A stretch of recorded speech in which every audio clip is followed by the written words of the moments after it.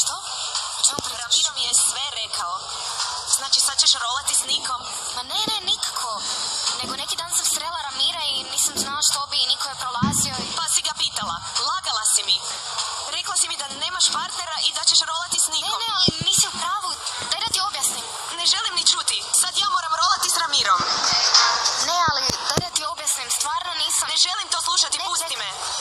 Što to znači da više vjeruješ Ramiru?